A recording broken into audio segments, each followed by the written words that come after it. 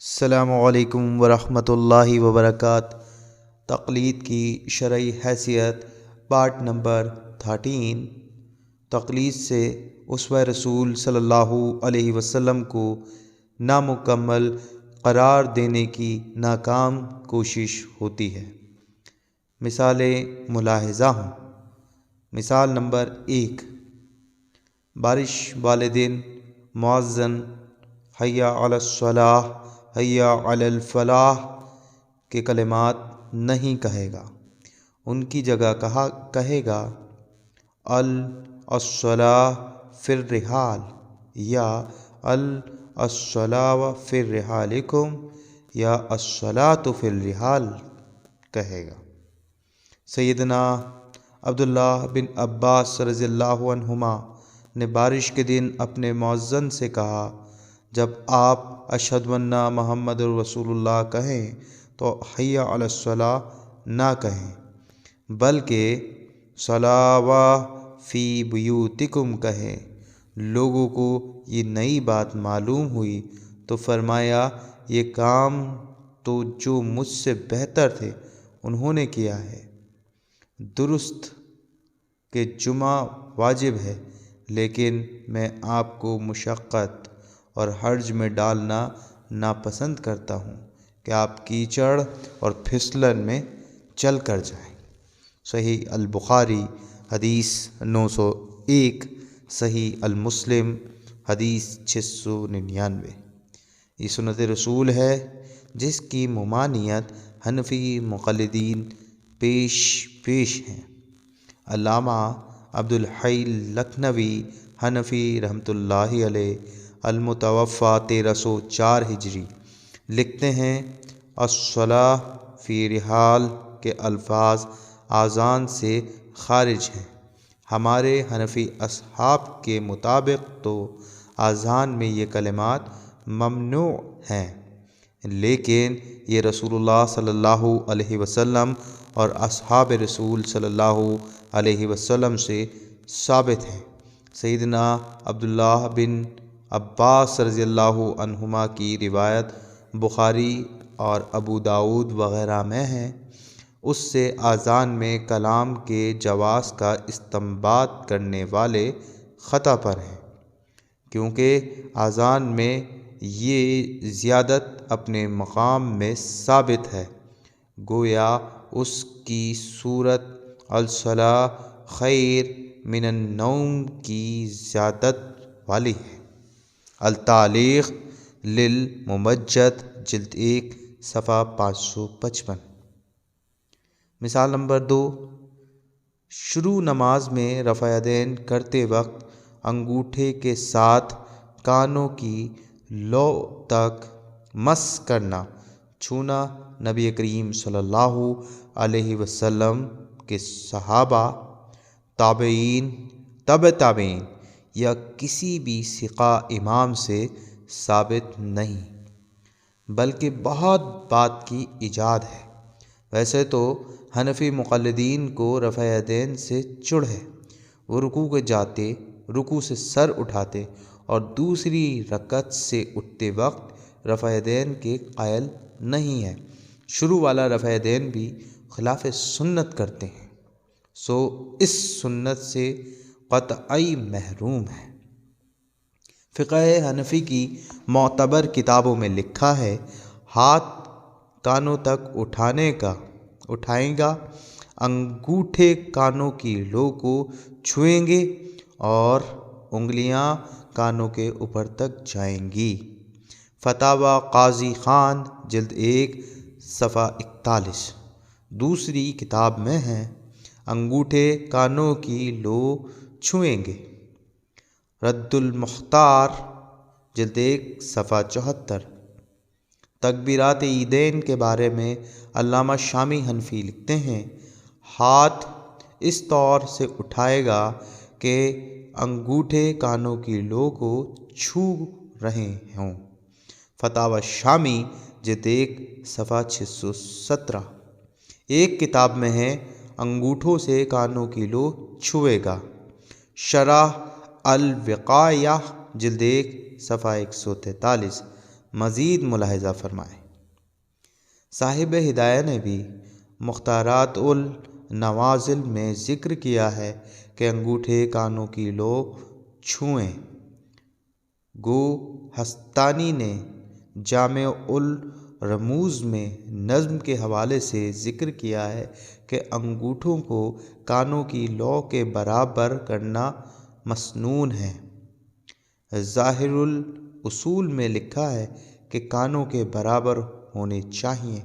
کانوں کی لو سے تجاوز کرنا مکروہ ہے، سوائے فتاویٰ قاضی خان اور ظہیر یہ کہ کسی متعادل کتاب میں کانوں کی لو چھونے کا ذکر نہیں ہے، اور یہ کہنا کہ کانوں کی لو کو چھونے سے انگوٹھوں کا کانوں کے برابر ہونا ثابت ہو جاتا ہے، فضول بات ہے۔ السعایہ لا عبد الحی لکھنوی حنفی جلد 2 صفحہ 152۔ علامہ عبد الحی لکھنوی رحمۃ اللہ علیہ المتوفی 1304 ہجری فرماتے ہیں یہ مستقل سنت نہیں ہے کیونکہ حدیث میں اس پر دلیل نہیں۔ عمدۃ الرعایہ جلد 1 صفحہ 143۔ علامہ عبد الشکور لکھنوی دیوبندی صاحب لکھتے ہیں ہمارے فقہاء نے جو لکھا کہ انگوٹھے کانوں کی لو سے مل جانا چاہیے، چنانچہ ہم بھی اوپر لکھ چکے ہیں، وہ صرف اس خیال سے لکھا ہے کہ جس میں ہاتھوں کا کانوں کے برابر اٹھنا یقین ہو جائے، سنت سمجھ کر نہیں لکھا ہے، نہ اس کو سنت سمجھنا چاہیے، اس لیے کسی حدیث سے یہ مضمون ثابت نہیں ہوتا۔ واللہ عالم۔ علم الفقہ حصہ دوم صفحہ 214 اور 215۔ مطلب یہ کہ رفع یدین میں بدعت داخل کر دی گئی ہے۔ رفع یدین کے لیے نیا دین تراشنے کی کیا ضرورت پڑ گئی؟ سیدنا وائل بن حجر رضی اللہ عنہ بیان کرتے ہیں میں نے رسول اللہ صلی اللہ علیہ وسلم کو انگوٹھے کانوں کی لو تک اٹھاتے دیکھا۔ سنن ابو داؤد حدیث 724 اور 737۔ سنن نسائی حدیث 883۔ سند ضعیف ہے۔ عبد الجبار بن وائل کا اپنے باپ سیدنا وائل بن حجر سے سماع ثابت نہیں ہے۔ حافظ نووی رحمۃ اللہ علیہ لکھتے ہیں محدثین کا اتفاق ہے کہ عبد الجبار کا اپنے باپ سے سماع نہیں ہے۔ خلاصۃ الاحکام جلد 1 صفحہ 422۔ جب شہمۃ الازنیہ کانوں کی لو والی روایت ہی منقطع ہے تو اس پر قائم ہونے والا عمل کیسے متصل ہو سکتا ہے؟ لہٰذا کانوں کی لو کو چھونے کا مسئلہ ختم ہوا۔ برا ہو تقلید کا، وہ ہر وقت برائی جنم دیتی رہتی ہے۔ یہ وہ نیا دین ہے جو مقلدین نے اللہ کے سچے دین کے مقابلے میں گھڑا ہے۔ ان کی نفس پرستی، اکابر پرستی اور جہالت و قلت علم کا یہ عالم ہے کہ اس بے ثبوت عمل کو ترک کرنے کے لیے آمادہ نہیں، ضد کی بنا پر ڈٹے ہوئے ہیں۔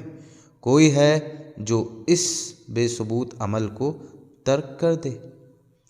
علامہ ابن ابی عز حنفی رحمۃ اللہ علیہ المتوفی 792 ہجری فرماتے ہیں جس پر علم کا کوئی مخفی گوشہ ظاہر ہوا اور اس نے اسے اپنا لیا، وہ راہ ہدایت پر ہے، اللہ اسے مزید ہدایت عطا کرے۔